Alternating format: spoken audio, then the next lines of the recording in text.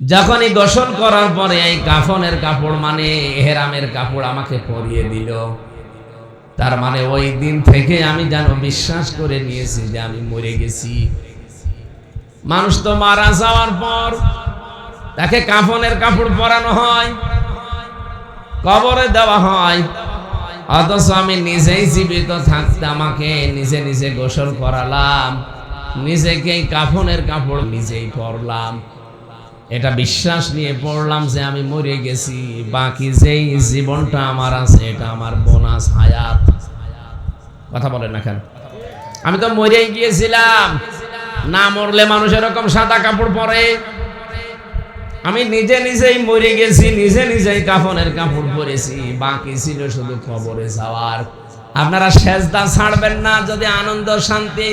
এই পৃথিবীতে সবচাইতে মানুষ আনন্দের জায়গা মনে করে বাসর রাত, স্বামী স্ত্রীর ব্যবহার, যত রকমের শান্তি আছে সবচাইতে বেশি শান্তি পাওয়া যাবে আল্লাহকে সেজদা দিয়ে। এটা আমাদের মন পরিষ্কার না, এই জন্য আমরা পাই না। হযরতে আলী রাদিয়াল্লাহু তাআলা আনহু বলেন, আমার তীর লেগেছিল পায়ের ভেতরে। আমি যখন এমনিতেই চলাফেরা করে মানুষ খোলার চেষ্টা করে পারে নাই, নামাজে দাঁড়িয়েছি, সেজদায় গেছি, তখন যে তীর খুলে নিয়েছি আমি টেরও পাইনি। নামাজ তাদের 100 ভাগের 1 ভাগ মন নিয়েও যদি আমরা পড়তে পারতাম। আর নামাজের ভেতরে আপনি বাংলায় দোয়া করবেন, সাথে ফরজ নামাজ আর ওয়াজিব নামাজ বাদ দিয়ে বাকি যত সুন্নত নফল নামাজ আছে এই নামাজগুলোতে আপনি বাংলায় দোয়া করবেন সেজদায়, যে আল্লাহ আমার এই জিনিসের অভাব, আমি এই আতঙ্কে আছি, আমি এই ঝামেলায় পড়েছি, আমার এই অসুখ ভালো হয় না, যত রকমের কথা আছে। আরবিতে তো বলতে পারবেন না, বাংলায় বলবেন। কথা বোঝা যাচ্ছে? সবচাইতে গুরুত্বপূর্ণ সময় হচ্ছে সেজদা। সাহাবী প্রশ্ন করলেন, হে নবী, মানুষ কখন আল্লাহর কাছাকাছি চলে যায়? বিশ্ব নবী বলেন, বান্দা যখন সেজদায় যায় তখন আল্লাহ আর বান্দার ভেতরে কোনো পর্দা থাকে না। অসাতক্ষীরাবাসী আমি সহ আজকে থেকে নিয়ত করছি, জীবনে যতদিন বেঁচে আছি অন্য যাই হোক ফরজ সেজদা ছেড়ে দেবেন। বলেন বলেন। আল্লাহর নামে মুসা কালিমুল্লাহকে একবার আল্লাহ ঘোষণা দিলেন যে একজন কামার বাজারে যে লোহা পিটিয়ে সোজা করে, দা খন্তা কুড়াল বানায়, ওই লোকটা জান্নাতি, তাকে ঘোষণা দাও। মুসা নবী বলে, আল্লাহ, একজন কামার কি এমন কাজ করে যে সে জান্নাতি? তিনি বাজারে গেলেন, বাজারে সারা দিন লক্ষ্য করে দেখলেন লোকটা কি করে। নামাজের সময় হয়ে গেছে, আমাদের যেমন আযান দিলে নামাজ পড়তে যায়, ওই জামানায় হয়তো নামাজের একটা সিস্টেম ছিল। কেউ ধোয়া উড়ালেই মনে করতো যে নামাজের এলাকায় সময় হয়ে গেছে, অথবা কেউ কাঠি দিয়ে বাড়ি দিলে মনে করতো নামাজের সময় হয়ে গেছে, কেউ ঘন্টা বাজালে মনে করতো নামাজের সময় হয়ে গেছে। হযরতে মুসা লক্ষ্য করে দেখলেন লোকটা লোহা পিটাচ্ছে মুগুর দিয়ে, এভাবে মুগুর মারে আর লোহা পিটায়। হঠাৎ করে মোগরটা মাথার উপরে, নামাজের সময় হয়ে গেছে, মোগরটা লোহার উপরে পিটিয়ে তারপরে তিনি নামাজে দাঁড়াতে পারতেন। মাথার উপর থেকে পেছনে ফেলে দিলেন, নামাজে দাঁড়িয়ে গেলেন। মুসা নবী ডাক দিয়ে বলে, রব্বুল আলামিন, এই লোকটা তো লোহার উপরে মোগরটা পিটিয়ে নামাজে দাঁড়াতে পারতো, নামাজের সময় হওয়ার সঙ্গে সঙ্গে তোমার বিধানটা যে লোকটা এত বেশি গুরুত্ব দিতে পারে, পেছন দিয়ে ফেলে দিয়ে তোমাকে সেজদার জন্য দাঁড়িয়ে গেছে। আমার মনে হয় তুমি তাকে জান্নাতে না দিয়ে পারো না। জিন্দা অবস্থায় সেজদার কারণে তিনি জান্নাতের সুসংবাদ পেয়েছিলেন। তার তো নামাজ জীবনে ছিল মাত্র 1 ওয়াক্ত, সারাদিন 24 ঘন্টায় মাত্র 1 ওয়াক্ত নামাজ মুসা নবীর, আর আমরা পেয়েছি 5 ওয়াক্ত। 50 ওয়াক্ত পেয়েছিলাম, কমাতে কমাতে আল্লাহ 50-এর 5 ভাগ 5 অংশ দিয়েছেন, 0 কেটে দিয়েছেন। এই 5 ওয়াক্ত যদি আমরা সেজদাটা ঠিক মতো দিতে পারি, আল্লাহর কসম আমরা আল্লাহর নিকটবর্তী চলে যাব ইনশাআল্লাহ।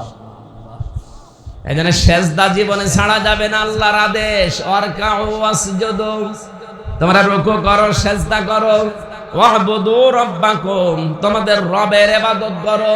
এবার আসেন তো আয়াতের ভেতরে আমরা কয়েকটা কথা পেলাম। 1 নম্বরে ইমানদারের কাজ এই দুনিয়ায় হবে তারা যেন রুকু করে। কাকে? আরো জোরে বলেন। এদেশে বহু রুকু আছে, কেউ গাছ দেখলেও রুকু করে, আগুন দেখলে রুকু করে। হিন্দুরা তো দুর্গায় যে রুকু করে, আর মুসলমানরা দরগায় যে রুকু করে। এজন্য দুর্গা, দরগা, গাছ, আগুন, পানি সব বাদ। রুকু যদি মুসলমান করতে চায়, কার জন্যে? আরো জোরে বলেন। এই যে রুকুর শব্দটা, রাকা ফাইন রাকুন, এই শব্দের শাব্দিক অর্থ হচ্ছে মাথা ঝোঁকানো।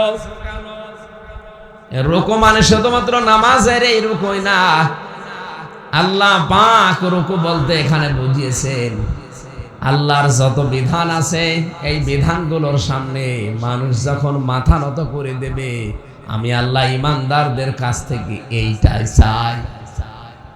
এই জন্য মানুষ যখন তাওবা করতে চায়, তাদেরকে আল্লাহ জানিয়েছেন ওয়া আনিবু ইলা রাব্বিকুম ওয়া আসলিমু লাহু মিন ক্বাবলি আইয়াতিয়াকুমুল আযাবু সুম্মা লা তুনসারুন। বলেন আল্লাহু আকবার। সূরা জুমারের ভেতরে আছে 53 নম্বর আয়াত। রব্বুল আলামিন বলেন, কেউ যদি তাওবা করতে চায়, 1 নম্বরে তাকে ফিরে আসা লাগবে তার রবের দিকে। ওয়াসলিমু লাহু, আত্মসমর্পণ করা লাগবে। এই দুইটা শর্ত যখন মানবে মানুষ, কখন মানবে এই দুইটা? মিন ক্বাবলি আয়াতিয়াকুমুল আযাব, ওই আযাব আসার পূর্বেই। সুম্মা লা তুনসারুন, যখন আর তাদেরকে সাহায্য করা হবে না। সাতক্ষীরাবাসী বলেন তো, আমাদের সাহায্য করা হবে না কোন দিন? মরণের সময়। মরণের সময় একমাত্র মানুষকে আর সাহায্য করা হবে না। এই জন্য মরণ যেহেতু কারো জানা নেই কখন আসবে, যে কোনো সময় চলে আসতে পারে। এই জন্য আমাদের তাওবা করা লাগবে, ফিরে আসা লাগবে, রুকু করা লাগবে। যেটাই বলেন, এই সবগুলো একটাই।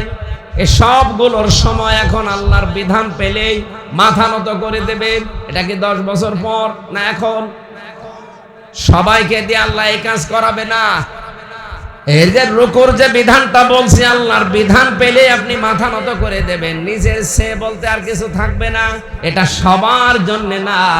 আল্লাহু ইয়াজতাবি ইলাইহি মান ইয়াশা ওয়া ইয়াহদি ইলাইহি মান ইউনিব।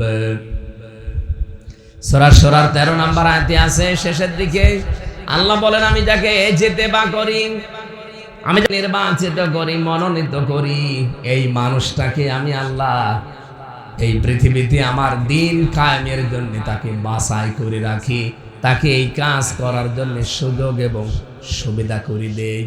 ওয়াহদি ইলাইহি মান ইউনিব, তাকে আমি পথ দেখাই যে মানুষটা আমি আল্লাহর দিকে মন থেকে ফিরে আসতে চাই। এজন্য রুকু বলতে শুধুমাত্র নামাজের এই রুকুই না, আল্লাহর বিধান যেখানে যেটা আমরা পাবো। আমার নিজের বলতে আর কিচ্ছু নেই, কারণ আমি তো ঈমান এনে ফেলেছি। আমানতু বিল্লাহি কামা হুয়া বিআসমাইহি ওয়া সিফাতিহি আকাবিলতু জামিয়া আহকামিহি ওয়া আরকানিহি। এই কথাগুলো যে মানুষটা স্বীকার করে, বলে, বিশ্বাস করে, ওর নিজের বলতে যেহেতু আর কিছু নেই, ওকে আল্লাহ নির্বাচিত করবেন, মনোনীত করবেন, পছন্দ করবেন, সুযোগ সুবিধা করে দেবেন দিন কায়েমের জন্য, তখন যখন দেখবেন এই লোকটা মন থেকে আল্লাহর দিকে ফিরে আসতে চায়। এই দেশে আজ হাজার হাজার মানুষ, 100 জনের মাত্র 15 জন মানুষ চাইতো আগস্টের 5 তারিখের আগে যে দেশে ইসলাম কায়েম হোক, মাত্র 15 জন। কিন্তু এই 10 মাসের ব্যবধানে এখন 100 জনের 77 জন মানুষ চাচ্ছে দেশে ইসলাম কায়েম হোক। হয়তো কেউ বলতে পারছে মুখ দিয়ে, কেউ ভেতরের চাপারে গেছে, কিন্তু জরিপ এইটাই। আন্তর্জাতিক এই যে মাইক্রোসফট খ্রিস্টানরা বানিয়েছে রিপোর্ট, সারা পৃথিবীর 257টা দেশ নিয়ে তারা রিপোর্ট দিয়েছে যে বাংলাদেশে এখন 100 জনের অন্তত 77 জন মানুষ চাচ্ছে যে ইসলামে দেশে আসুক। কোথায় 15 জন ছিল, সেখানে 77 জন চলে এসেছে। এই জন্য অনেক মানুষের দেখেন মাথা খারাপ হয়ে গেছে। এই কথা বলছেন? অনেকের মাথা আজ খারাপ এমনি না, কারণ এগুলো যদি আমরা মুসলমানেরা বানাতাম তারা বিশ্বাস করতো না, বানিয়েছে খ্রিস্টানরা। এই জন্য ওরা চিন্তা করছে না, এই জন্যই ধর্ণা দিচ্ছে অনেকে দাদা বাবুদের কাছে। কোন দাদা বাবু কোন সাদা চামড়া, লাল চামড়া, কালো চামড়া আমাদের বাঁচাতে পারবে না। আমাদের যদি বাঁচাতেই পারে শুধুমাত্র আল্লাহ। এই জন্য কাবা শরীফ যেহেতু বাংলাদেশ না, কাবার এরিয়াটা শুধুমাত্র শিরিক মুক্ত থাকার কারণে ওটা নিরাপত্তার চাদরে ঢাকা। আমাদের এই ৫৬,০০০ বর্গ মাইলও আমরা চাই আমরা শিরিক মুক্ত দেশ গঠন করব, তাহলে এই দেশটাও অন্তত নিরাপত্তার চাদরে ঢেকে দেবেন কে? বাংলাদেশ জামাত ইসলামের নিবন্ধন কেড়ে নিয়েছিল, তাদের প্রতীক বাতিল করেছিল, একটাই কারণ ছিল, তারা ওই শিরিকটা মানে না। শিরিক কি? ক্ষমতার উৎস আল্লাহ, আর ওরা বলতো না ক্ষমতার উৎস জনগণ। নিজেরা সংবিধান বানিয়ে নিয়ে এই শিরিকটা ঢুকিয়েছিল।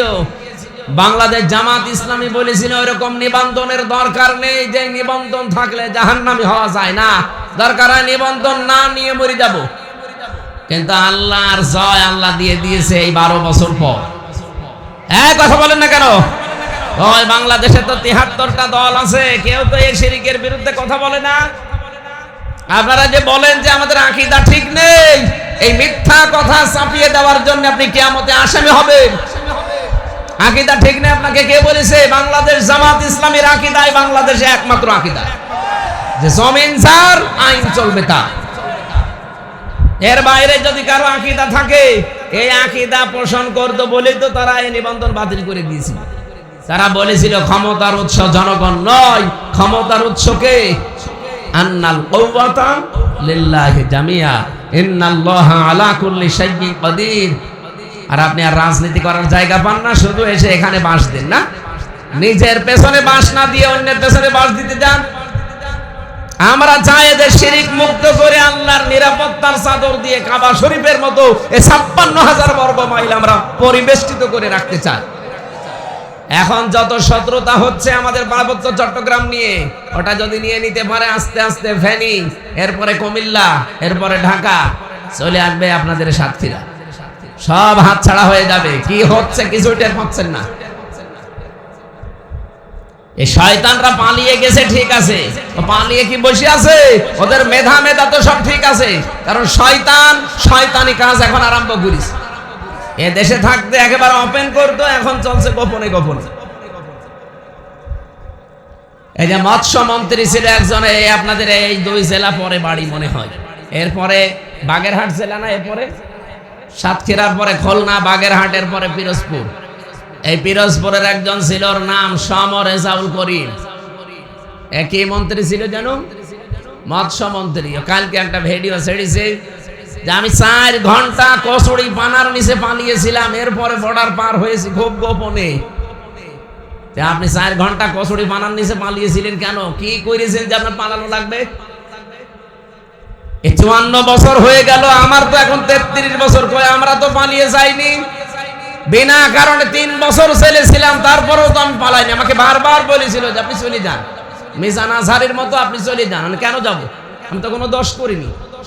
আপনারা যদি নির্দোষ হয়ে থাকেন, মানুষের সম্পদ আত্মসাৎ না করে থাকেন, আজকে দেখলাম টাকার একটা ব্যাগ ভর্তি, 10 লাখ টাকা হবে।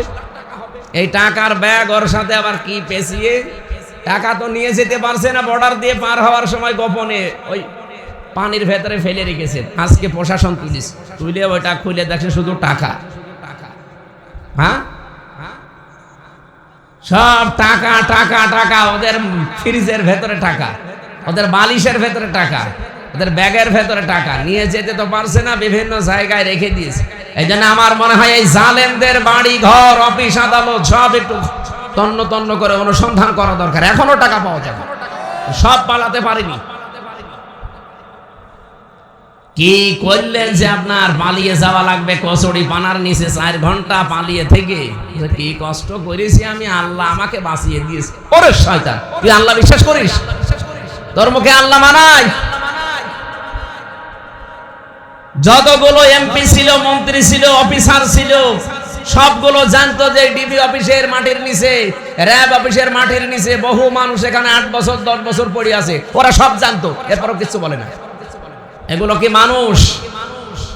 আপনার নিজের ছেলে যদি হয়তো এরকম জায়গায় 8 বছর 10 বছর আপনি ফেলে রাখতে পারতেন? এদিকে 3.5 হাত, এদিকে 2.5 হাত, একটা কবরের মতো জায়গায়, আয়না ঘর, 8 বছর 10 বছর 14 বছর একটা লোক পড়ে আছে, দুনিয়ায় কেউ জানে না। ওরা তো জানতো, যারা নিয়ে যায় ডিউটি করে, ওরা জানতো না? আমি মাঝে মাঝে, আমি তো 10 দিন ছিলাম মাত্র মাটির নিচে, মাঝে মাঝে যে আচরণ করতে আছে, গালি দিত আমার বাবা মা তুলে, আমার মনে হয়তো আল্লাহ, এই মানুষগুলো যে যারা ডিউটি করে, এই যে আসে 8 ঘন্টা পরে চলে যায়, আবার নতুন মানুষ আসে আবার চলে যায়, এরা বাড়ি যেয়ে এই তো আপনাদের সাথে তো মিশতো, এসে আপনাদের সাথে কথাবার্তা বলতো না, দিনের বেলা এসে বউ ছেলে মেয়ে নিয়ে থাকতো না, ওরা সংসার করতো কি করি? ওকে মানুষ নাকি ওর বিবেকের উপরে কুকুরে প্রসার করে দিয়েছে? আর শয়তানরা এখন গা সাফাই গাছে আমরা কি করেছি যে আমাদের পালিয়ে যাওয়া লাগলো, কি করেছে এখনো টের পাচ্ছ না। আজকে কাওয়া কাকু একটা রেকর্ড ছেড়েছে, আবার আসবো দেশে, যারা আমাদের বিরুদ্ধে আছে আমি আবার দেখে নেব। ওরে শয়তান, এখনো অনুশোচনা নেই। 2732 জন মানুষ হত্যাকারী এরা। একটা মানুষ মেরে ফেললেই তো জীবন শেষ হয়ে যাওয়ার কথা, আর 2732 জন মানুষ হত্যাকারী, এখনো অনুশোচনা আছে। কাওয়া কাকু কবর থেকে ঘুরে আসবে শয়তান, আর কথাবার্তারা ঝাঁজ কি, হুমকি দেয় এখনো পর্যন্ত সাংবাদিকদের। ও যে পালাইলো কি করে, আমি তো বলে পায়খানার ভেতরে নাকি 5 ঘন্টা খুব কষ্টে ছিল। ওরে ওই জায়গায় যদি তালা লাগিয়ে দিত না, বোরকা পরে পালিয়ে গেছে এই শয়তানটা। আমাদের রুকু, আমরা এখন রুকু করতে চাই, শুধুমাত্র মাথা ঝোঁকানোই রুকু না ভাই। আর আপনাকে দিয়ে আল্লাহ রুকু করাবেও না যদি আপনার মন তৈরি না হয়। ওয়াহদি ইলাইহি মাইয়ুনিব, যে লোকটা আল্লাহর দিকে আত্মসমর্পণ করে, ফিরতে চায়, মাথা নত করে, রুকু করে, এই মানুষটাকে দিয়ে আল্লাহ দিনের কাজে লাগায়, তাকে একামতে দিন কায়েমের কর্মী হিসাবে আল্লাহ তাকে কবুল করে। সবাইকে করবে না। সুতরাং যাদেরকে আল্লাহ করছে, অনেকে কিন্তু এখন আস্তে আস্তে ফিরে আসতেছে। আল্লাহ যেন আমাদের সবাইকে কবুল করেন, বলেন আমিন। অসজুদ 2 নম্বরের সেজদা করা লাগবে। সেজদা কি? শুধুমাত্র কপালে মাটি লাগানোই সেজদা না। কোরআনে কারিমে সেজদা এই শব্দটা এত বেশিবার ব্যবহার হয়েছে।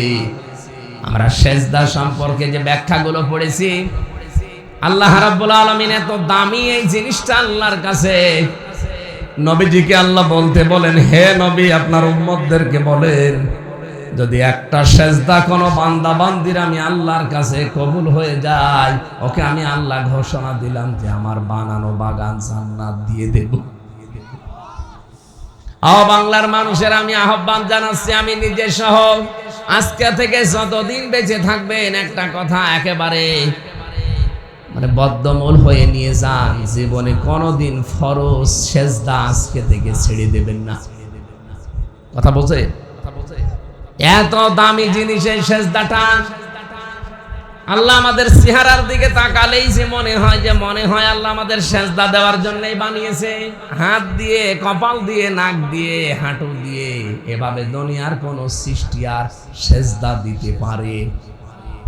কত মানুষ এখানেও আছে শুধু ঈদের নামাজে সেজদা দেয়, তাছাড়া ওর জীবনে আর কোনো সেজদা নেই।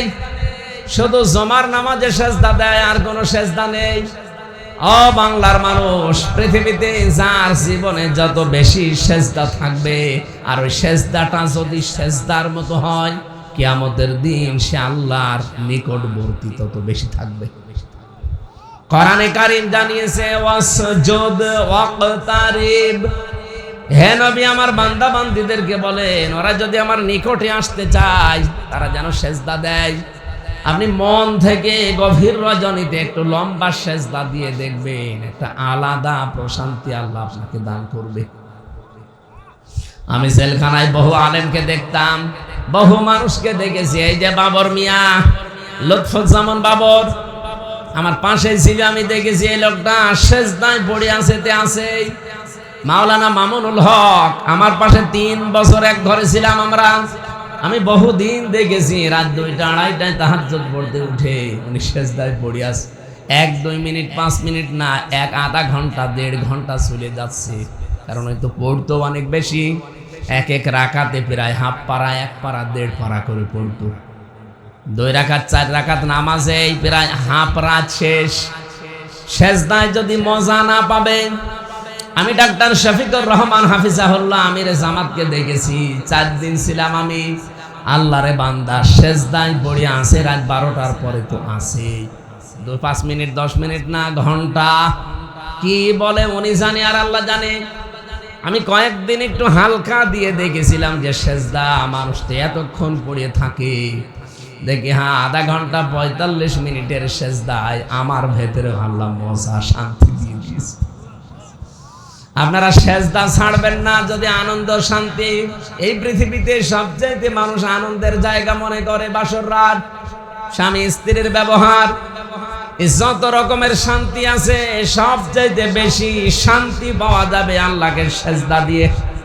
এটা আমাদের মন পরিষ্কার না, এই জন্য আমরা পাই না। হযরতে আলী রাদিয়াল্লাহু তাআলা আনহু বলেন, আমার তীর লেগেছিল পায়ের ভেতরে।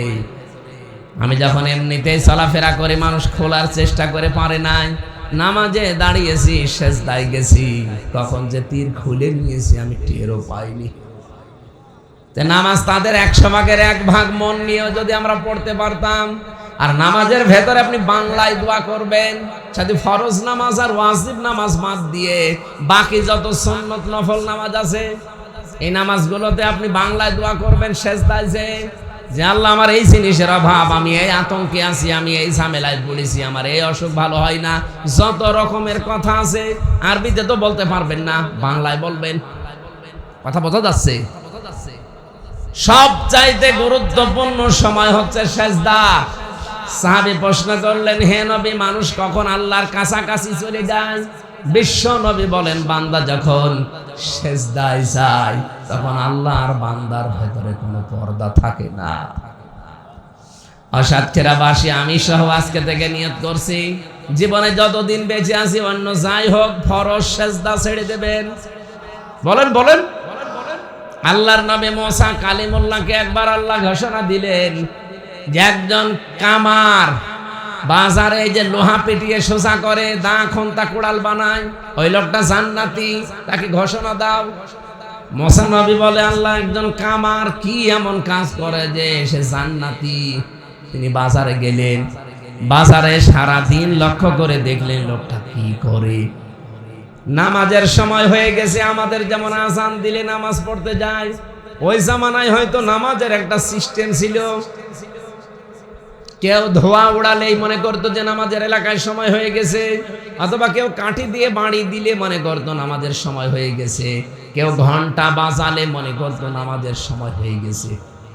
হযরতে মুসা লক্ষ্য করে দেখলেন লোকটা লোহা পিটাচ্ছে মুগুর দিয়ে, এভাবে মুগুর মারে আর লোহা পিটায়।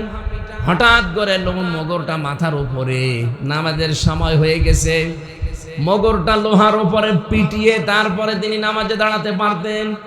মাথার উপর থেকে পেছনে ফেলে দিলেন, নামাজে দাঁড়িয়ে গেলেন।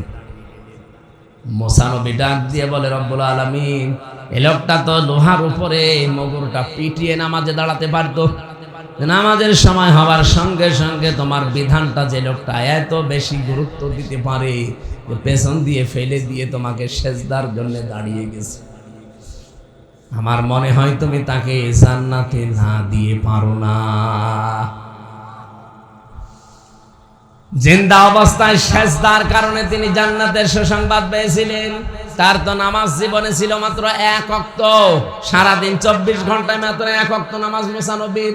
আর আমরা পেয়েছি 5 ওয়াক্ত, 50 ওয়াক্ত পেয়েছিলাম। কমাতে কমাতে আল্লাহ 50-এর 5 ভাগ 5 অংশ দিয়েছেন, 0 কেটে দিয়েছেন।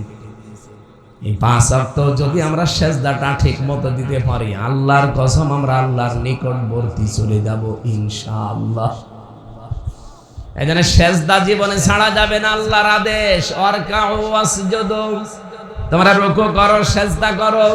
ওয়াবুদু রাব্বাকুম, তোমাদের রবের ইবাদত করো। রবের ইবাদত আমি যত পেয়েছি পড়া কোরআন শরীফের ভেতরে প্রায় 500 ইবাদত পেয়েছি। এর ভেতরে অন্যতম একটা ইবাদত আর 4 দিন পরে যেটা আরম্ভ হবে 5 দিন পরে, তার নাম কি? কুরবানি। নাম কি? এই কুরবানিটা আল্লাহর একটা, রবের একটা বিধান। এই ইবাদতটা আমাদের জীবনে অনেকের আসতেছে। নবীজি বলেন, মান কানা লাহু সাআতুন ওয়া লাম ইউদহা, কোন মানুষের যদি সামর্থ্য থাকে কুরবানি করার, কিন্তু সে কুরবানি দেয় না, আমার নবীর আদেশ হচ্ছে সে যেন ঈদগায় না আসে। এখানে যারা বহু মানুষ আছেন মনে করেন না কুরবানি দিলে তো অনেক ক্ষতি হয়ে যাচ্ছে। কে বলেছে আপনাকে? এই পৃথিবীতে নেকি কামাই করার একটা জায়গা, একটা মৌসুম এটা এসেছে। সারা বছরও যদি আপনি পশু জবাই করেন, পশমে পশমে নেকি পাবেন, কোনো হাদিস নেই। কিন্তু এই 3 দিনে 10, 11, 12 জিলহজ, এই 3 দিনে যদি কেউ কুরবানির পশু জবাই করে, প্রতিটি পশমে পশমে একটা একটা করে নেকি আল্লাহ দান করবেন। আপনারা সেজদা ছাড়বেন না যদি আনন্দ শান্তি। এই পৃথিবীতে সবচেয়ে মানুষ আনন্দের জায়গা মনে করে বাসর রাত, স্বামী স্ত্রীর ব্যবহার, যত রকমের শান্তি আছে সবচেয়ে বেশি শান্তি পাওয়া যাবে আল্লাহকে সেজদা দিয়ে। এটা আমাদের মন পরিষ্কার না, এই জন্য আমরা পাই না। হযরতে আলী রাদিয়াল্লাহু তাআলা আনহু বলেন, আমার তীর লেগেছিল পায়ের ভেতরে। আমি যখন এমনিতেই চলাফেরা করে মানুষ খোলার চেষ্টা করে পারে নাই, নামাজে দাঁড়িয়েছি, সেজদায় গেছি, তখন যে তীর খুলে নিয়েছি আমি টেরও পাইনি। নামাজ তাদের 100 ভাগের 1 ভাগ মন নিয়েও যদি আমরা পড়তে পারতাম। আর নামাজের ভেতরে আপনি বাংলায় দোয়া করবেন, সাথে ফরজ নামাজ আর ওয়াজিব নামাজ বাদ দিয়ে বাকি যত সুন্নত নফল নামাজ আছে এই নামাজগুলোতে আপনি বাংলায় দোয়া করবেন সেজদায়, যে আল্লাহ আমার এই জিনিসের অভাব, আমি এই আতঙ্কে আছি, আমি এই ঝামেলায় পড়েছি, আমার এই অসুখ ভালো হয় না, যত রকমের কথা আছে। আরবিতে তো বলতে পারবেন না, বাংলায় বলবেন। কথা বোঝা যাচ্ছে? সবচাইতে গুরুত্বপূর্ণ সময় হচ্ছে সেজদা। সাহাবী প্রশ্ন করলেন, হে নবী, মানুষ কখন আল্লাহর কাছাকাছি চলে যায়? বিশ্ব নবী বলেন, বান্দা যখন সেজদায় যায় তখন আল্লাহ আর বান্দার ভেতরে কোনো পর্দা থাকে না। অসাতক্ষীরাবাসী আমি সহ আজকে থেকে নিয়ত করছি, জীবনে যতদিন বেঁচে আছি অন্য যাই হোক ফরজ সেজদা ছেড়ে দেবেন। বলেন বলেন। আল্লাহর নবী মুসা কালিমুল্লাহকে একবার আল্লাহ ঘোষণা দিলেন যে একজন কামার বাজারে এই যে লোহা পিটিয়ে সোজা করে, দা খন্তা কুড়াল বানায়, ওই লোকটা জান্নাতি, তাকে ঘোষণা দাও। মুসা নবী বলে, আল্লাহ, একজন কামার কি এমন কাজ করে যে সে জান্নাতি? তিনি বাজারে গেলেন, বাজারে সারা দিন লক্ষ্য করে দেখলেন লোকটা কি করে। নামাজের সময় হয়ে গেছে, আমাদের যেমন আযান দিলে নামাজ পড়তে যায়, ওই জামানায় হয়তো নামাজের একটা সিস্টেম ছিল। কেউ ধোয়া উড়ালেই মনে করতো যে নামাজের এলাকায় সময় হয়ে গেছে, অথবা কেউ কাঠি দিয়ে বাড়ি দিলে মনে করতো নামাজের সময় হয়ে গেছে, কেউ ঘন্টা বাজালে মনে করতো নামাজের সময় হয়ে গেছে। হযরতে মুসা লক্ষ্য করে দেখলেন লোকটা লোহা পিটাচ্ছে মুগুর দিয়ে, এভাবে মুগুর মারে আর লোহা পিটায়। হঠাৎ করে মুগুরটা মাথার উপরে, নামাজের সময় হয়ে গেছে, মুগুরটা লোহার উপরে পিটিয়ে তারপরে তিনি নামাজে দাঁড়াতে পারতেন। মাথার উপর থেকে পেছনে ফেলে দিলেন, নামাজে দাঁড়িয়ে গেলেন। মুসা নবী ডাক দিয়ে বলে, রব্বুল আলামিন, এই লোকটা তো লোহার উপরে মুগুরটা পিটিয়ে নামাজে দাঁড়াতে পারতো, নামাজের সময় হওয়ার সঙ্গে সঙ্গে তোমার বিধানটা যে লোকটা এত বেশি গুরুত্ব দিতে পারে, পেছন দিয়ে ফেলে দিয়ে তোমাকে সেজদার জন্য দাঁড়িয়ে গেছে। আমার মনে হয় তুমি তাকে জান্নাতে না দিয়ে পারো না। জিন্দা অবস্থায় সেজদার কারণে তিনি জান্নাতের সুসংবাদ পেয়েছিলেন। তার তো নামাজ জীবনে ছিল মাত্র 1 ওয়াক্ত, সারাদিন 24 ঘন্টায় মাত্র 1 ওয়াক্ত নামাজ মুসা নবীর, আর আমরা পেয়েছি 5 ওয়াক্ত। 50 ওয়াক্ত পেয়েছিলাম, কমাতে কমাতে আল্লাহ 50-এর 5 ভাগ 5 অংশ দিয়েছেন, 0 কেটে দিয়েছেন। এই 5 ওয়াক্ত যদি আমরা সেজদাটা ঠিক মতো দিতে পারি, আল্লাহর কসম আমরা আল্লাহর নিকটবর্তী চলে যাব ইনশাআল্লাহ। এজন্য সেজদা জীবনে ছাড়া যাবে না, আল্লাহর আদেশ। ওয়ারকাউ ওয়াসজুদু, তোমরা রুকু করো, সেজদা করো। ওয়াবুদু রাব্বাকুম, তোমাদের রবের ইবাদত করো। এবার আসেন তো আয়াতের ভেতরে আমরা কয়েকটা কথা পেলাম। এক নম্বরে ইমানদারের কাজ এই দুনিয়ায় হবে তারা যেন রুকু করে। কাকে? আরো জোরে বলেন। এদেশে বহু রুকু আছে, কেউ গাছ দেখলেও রুকু করে, আগুন দেখলে রুকু করে। হিন্দুরা তো দুর্গায় যে রুকু করে, আর মুসলমানরা দরগায় যে রুকু করে। এজন্য দুর্গা, দরগা, গাছ, আগুন, পানি সব বাদ। রুকু যদি মুসলমান করতে চায়, কার জন্যে? আরো জোরে বলেন। এই যে রুকুর শব্দটা, রাকাফাইন রাকুন, এই শব্দের শাব্দিক অর্থ হচ্ছে মাথা ঝোঁকানো। রুকু মানে শুধুমাত্র নামাজের এই রুকুই না, আল্লাহ পাক রুকু বলতে এখানে বুঝিয়েছেন আল্লাহর যত বিধান আছে এই বিধানগুলোর সামনে মানুষ যখন মাথা নত করে দেবে, আমি আল্লাহ ইমানদারদের কাছ থেকে এইটাই চাই। এই জন্য মানুষ যখন তাওবা করতে চায় তাদেরকে আল্লাহ জানিয়েছেন, ওয়া আনিবু ইলা রাব্বিকুম ওয়া আসলিমু লাহু মিন ক্বাবলি আইয়াতিয়াকুমুল আযাবু সুম্মা লা তুনসারুন। বলেন আল্লাহু আকবার। সূরা জুমারের ভেতরে আছে 53 নম্বর আয়াত। রব্বুল আলামিন বলেন, কেউ যদি তাওবা করতে চায়, এক নম্বরে তাকে ফিরে আসা লাগবে তার রবের দিকে। ওয়াসলিমু লাহু, আত্মসমর্পণ করা লাগবে। এই দুইটা শর্ত যখন মানবে মানুষ, কখন মানবে এই দুইটা? মিন ক্বাবলি আয়াতিয়াকুমুল আযাব, ওই আযাব আসার পূর্বেই। সুম্মা লা তুনসারুন, যখন আর তাদেরকে সাহায্য করা হবে না। সাতক্ষীরাবাসী বলেন তো, আমাদের সাহায্য করা হবে না কোন দিন? মরণের সময়। মরণের সময় একমাত্র মানুষকে আর সাহায্য করা হবে না। এই জন্য মরণ যেহেতু কারো জানা নেই কখন আসবে, যে কোনো সময় চলে আসতে পারে। এই জন্য আমাদের তাওবা করা লাগবে, ফিরে আসা লাগবে, রুকু করা লাগবে। যেটাই বলেন, এই সবগুলো একটাই। এই সবগুলোর সময় এখন আল্লাহর বিধান পেলেই মাথা নত করে দেবেন। এটা কি 10 বছর পর না এখন? সবাইকে দিয়ে আল্লাহ এই কাজ করাবে না। এর যে রুকুর যে বিধানটা বলছি, আল্লাহর বিধান পেলে আপনি মাথা নত করে দেবেন, নিজের সে বলতে আর কিছু থাকবে না।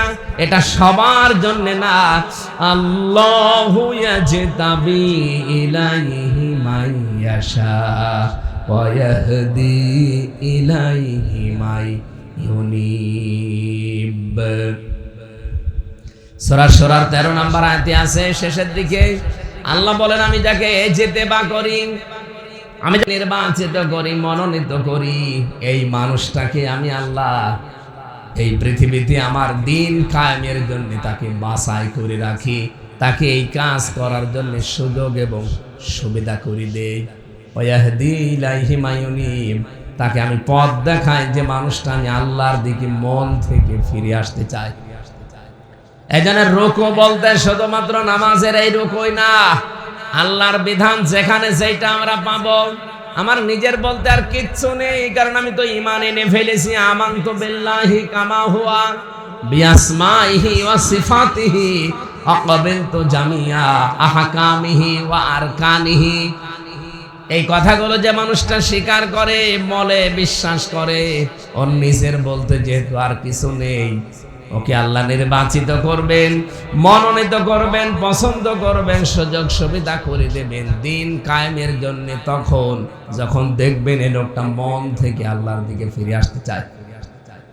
এই দেশে আজ হাজার হাজার মানুষ, 100 জনের মাত্র 15 জন মানুষ চাইতো আগস্টের 5 তারিখের আগে যে দেশে ইসলাম কায়েম হোক, মাত্র 15 জন। কিন্তু এই 10 মাসের ব্যবধানে এখন 100 জনের 77 জন মানুষ চাচ্ছে দেশে ইসলাম কায়েম হোক। হয়তো কেউ বলতে পারছে মুখ দিয়ে, কেউ ভেতরের চাপা রেখেছে, কিন্তু জরিপ এইটাই। আন্তর্জাতিক এই যে মাইক্রোসফট খ্রিস্টানরা বানিয়েছে রিপোর্ট, সারা পৃথিবীর 257টা দেশ নিয়ে তারা রিপোর্ট দিয়েছে যে বাংলাদেশে এখন 100 জনের অন্তত 77 জন মানুষ চাচ্ছে যে ইসলামে দেশে আসুক। কোথায় 15 জন ছিল সেখানে 77 জন চলে এসেছে। এই জন্য অনেক মানুষের দেখেন মাথা খারাপ হয়ে গেছে। এই কথা বলছেন, অনেকের মাথা আজ খারাপ এমনি না, কারণ এগুলো যদি আমরা মুসলমানেরা বানাতাম তারা বিশ্বাস করতো না, বানিয়েছে খ্রিস্টানরা। এই জন্য ওরা চিন্তা করছে না, এই জন্যে ধর্ণা দিচ্ছে অনেকে দাদা বাবুদের কাছে। কোন দাদা বাবু কোন সাদা চামড়া, লাল চামড়া, কালো চামড়া আমাদের বাঁচাতে পারবে না। আমাদের যদি বাঁচাতেই পারে শুধুমাত্র আল্লাহ। এই জন্য কাবা শরীফ যেহেতু বাংলাদেশ না, কাবার এরিয়াটা শুধুমাত্র শিরিক মুক্ত থাকার কারণে ওটা নিরাপত্তার চাদরে ঢাকা। আমাদের এই 56,000 বর্গ মাইল আমরা চাই আমরা শিরিক মুক্ত দেশ গঠন করব, তাহলে এই দেশটাও অন্তত নিরাপত্তার চাদরে ঢেকে দেবেন কে? বাংলাদেশ জামাত ইসলামের নিবন্ধন কেড়ে নিয়েছিল, তাদের প্রতীক বাতিল করেছিল, একটাই কারণ ছিল তারা ওই শিরিকটা মানে না। শিরিক কি? ক্ষমতার উৎস আল্লাহ, আর ওরা বলতো না ক্ষমতার উৎস জনগণ। নিজেরা সংবিধান বানিয়ে নিয়ে এই শিরিকটা ঢুকিয়েছিল। বাংলাদেশ জামাত ইসলামী বলেছিল এরকম নিবন্ধনের দরকার নেই, যে নিবন্ধন থাকলে জাহান্নামী হওয়া যায় না, দরকার হয় নিবন্ধন না নিয়ে মরে যাব। কিন্তু আল্লাহর জয় আল্লাহ দিয়ে দিয়েছে এই 12 বছর পর। কথা বলেন না কেন? ওই বাংলাদেশে তো 73টা দল আছে, কেউ তো এই শিরিকের বিরুদ্ধে কথা বলে না। আপনারা যে বলেন যে আমাদের আকীদা ঠিক নেই, এই মিথ্যা কথা চাপিয়ে দেওয়ার জন্য আপনি কিয়ামতে আসামি হবেন। আকীদা ঠিক নেই আপনাকে কে বলেছে? বাংলাদেশ জামাত ইসলামীর আকীদাই বাংলাদেশে একমাত্র আকীদা যে জমিন যার আইন চলবে তার। এর বাইরে যদি কারো আকীদা থাকে, এই আকীদা পোষণ করতো বলেই তো তারা এই নিবন্ধন বাতিল করে দিয়েছিল। তারা বলেছিল ক্ষমতার উৎস জনগণ নয়, ক্ষমতার উৎস কে? আন্নাল কুওয়াতা লিল্লাহি জামিয়া ইন্নাল্লাহা আলা কুল্লি শাইইন কাদির। আর আপনি আর রাজনীতি করার জায়গা পান না, শুধু এসে এখানে বাঁশ দেন না, নিজের পেছনে বাঁশ না দিয়ে অন্যের পেছনে বাঁশ দিতে যান। আমরা চাই যে শিরিক মুক্ত করে আল্লাহর নিরাপত্তার চাদর দিয়ে কাবা শরীফের মতো এই 56,000 বর্গ মাইল আমরা পরিবেষ্টিত করে রাখতে চাই। এখন যত শত্রুতা হচ্ছে আমাদের পার্বত্য চট্টগ্রাম নিয়ে, ওটা যদি নিয়ে নিতে পারে আস্তে আস্তে ফেনী, এরপরে কুমিল্লা, এরপরে ঢাকা, চলে আসবে আপনাদের সাতক্ষীরা, সব হাতছাড়া হয়ে যাবে। কি হচ্ছে কিছু টের পাচ্ছেন না। এই শয়তানরা পালিয়ে গেছে ঠিক আছে, পালিয়ে কি বসে আছে? ওদের মেধা তো সব ঠিক আছে, কারণ শয়তান শয়তানি কাজ এখন আরম্ভ করিস। এ দেশে থাকতে একেবারে ওপেন করতো, এখন চলছে গোপনে গোপনে। এই যে মৎস্য মন্ত্রী ছিল একজন, এই আপনাদের এই 2 জেলা পরে বাড়ি মনে হয়, এরপরে বাগেরহাট জেলা না, এরপরে সাতক্ষীরার পরে খুলনা, বাগেরহাটের পরে পিরোজপুর। এই পিরোজপুরের একজন ছিল, ওর নাম সমর রেজাউল করিম। একই মন্ত্রী ছিল যেন মৎস্য মন্ত্রী। কালকে একটা ভিডিও ছেড়েছে যে আমি 4 ঘন্টা কচুরি পানার নিচে পালিয়েছিলাম, এরপরে বর্ডার পার হয়েছি খুব গোপনে।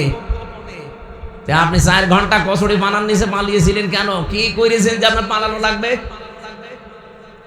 54 বছর হয়ে গেল, আমার তো এখন 33 বছর। কয় আমরা তো পালিয়ে যাইনি, বিনা কারণে 3 বছর ছেলেছিলাম, তারপরেও তো আমি পালাইনি। আমাকে বারবার বলেছিল যে আপনি চলে যান, মিজান আজহারের মতো আপনি চলে যান। আমি কেন যাব? আমি তো কোনো দোষ করিনি। আপনারা যদি নির্দোষ হয়ে থাকেন, মানুষের সম্পদ আত্মসাৎ না করে থাকেন, আজকে দেখলাম টাকার একটা ব্যাগ ভর্তি, 10 লাখ টাকা হবে। এই টাকার ব্যাগ, ওর সাথে আবার কি পেঁচিয়ে টাকা তো নিয়ে যেতে পারছে না, বর্ডার দিয়ে পার হওয়ার সময় গোপনে ওই পানির ভেতরে ফেলে রেখেছে। আজকে প্রশাসন তুলে ওইটা খুলে দেখে শুধু টাকা। হ্যাঁ, সব টাকা টাকা টাকা, ওদের ফ্রিজের ভেতরে টাকা, ওদের বালিশের ভেতরে টাকা, ওদের ব্যাগের ভেতরে টাকা। নিয়ে যেতে তো পারছে না, বিভিন্ন জায়গায় রেখে দিয়েছে। এই জন্য আমার মনে হয় এই জালেমদের বাড়ি ঘর, অফিস আদালত সব একটু তন্ন তন্ন করে অনুসন্ধান করা দরকার। এখনো টাকা পাওয়া যাবে, সব পালাতে পারেনি। কি করলেন যে আপনার পালিয়ে যাওয়া লাগবে কচুরি পানার নিচে 4 ঘন্টা পালিয়ে থেকে? কি কষ্ট করেছি আমি, আল্লাহ আমাকে বাঁচিয়ে দিয়েছে। ওরে শয়তান, তুই আল্লাহ বিশ্বাস করিস? তোর মুখে আল্লাহ মানায়? যতগুলো এমপি ছিল, মন্ত্রী ছিল, অফিসার ছিল, সবগুলো জানতো যে ডিবি অফিসের মাটির নিচে, র্যাব অফিসের মাটির নিচে বহু মানুষ এখানে 8 বছর 10 বছর পড়ে আছে। ওরা সব জানতো, এরপরও কিছু বলে না। এগুলো কি মানুষ? আপনার নিজের ছেলে যদি হয়তো এরকম জায়গায় 8 বছর 10 বছর আপনি ফেলে রাখতে পারতেন?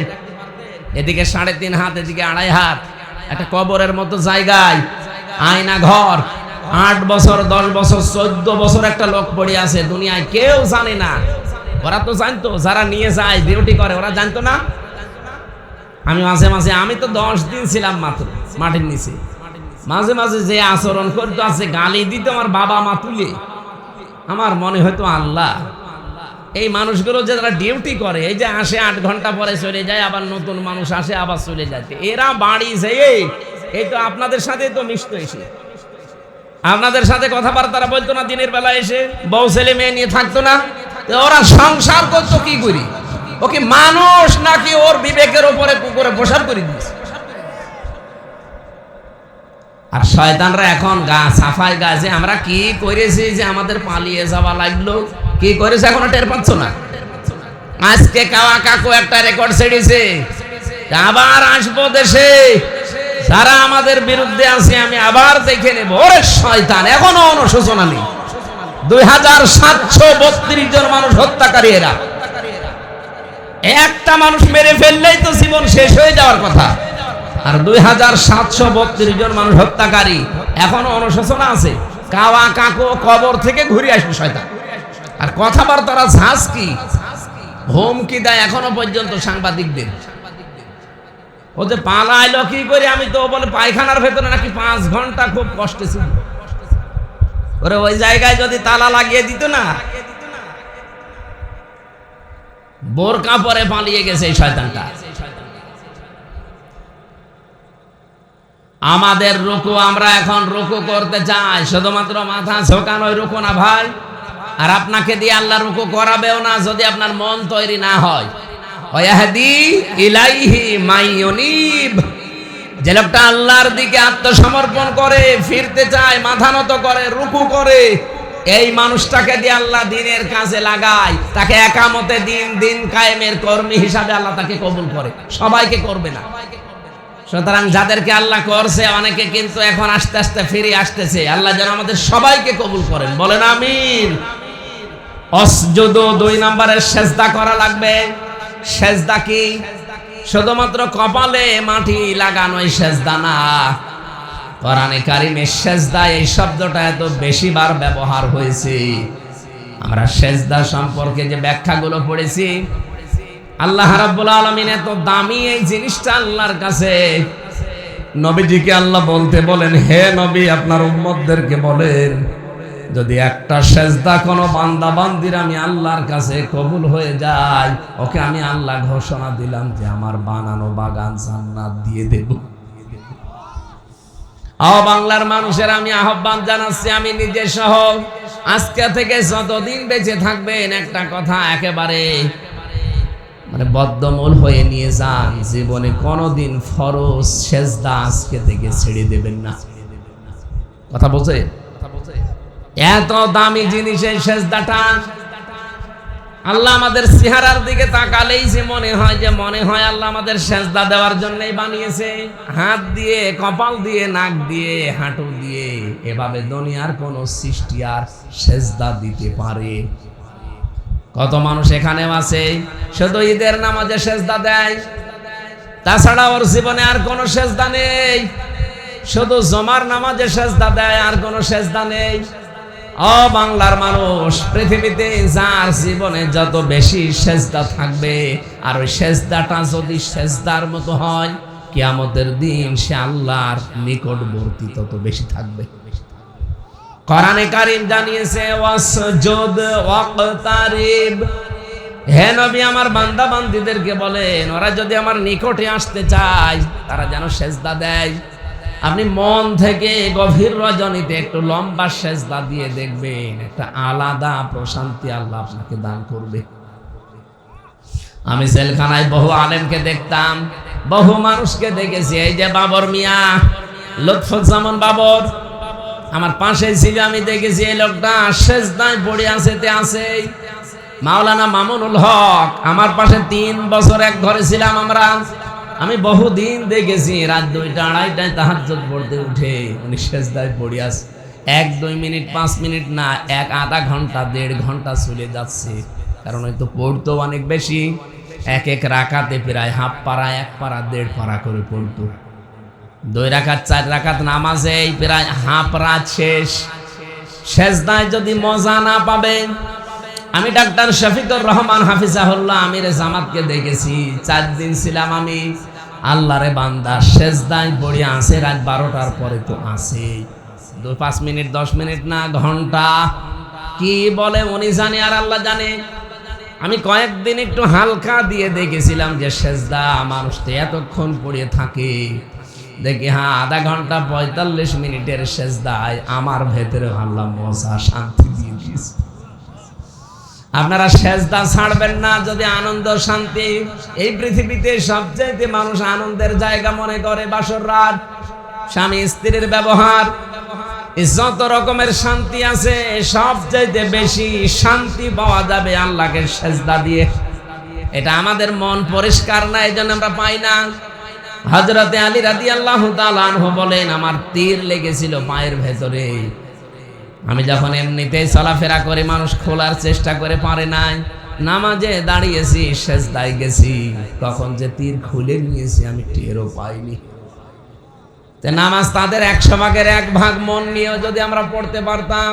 আর নামাজের ভেতরে আপনি বাংলায় দোয়া করবেন, সাথে ফরজ নামাজ আর ওয়াজিব নামাজ বাদ দিয়ে বাকি যত সুন্নত নফল নামাজ আছে, এই নামাজগুলোতে আপনি বাংলায় দোয়া করবেন সেজদায় যে আল্লাহ আমার এই জিনিসের অভাব, আমি এই আতঙ্কে আছি, আমি এই ঝামেলায় পড়েছি, আমার এই অসুখ ভালো হয় না।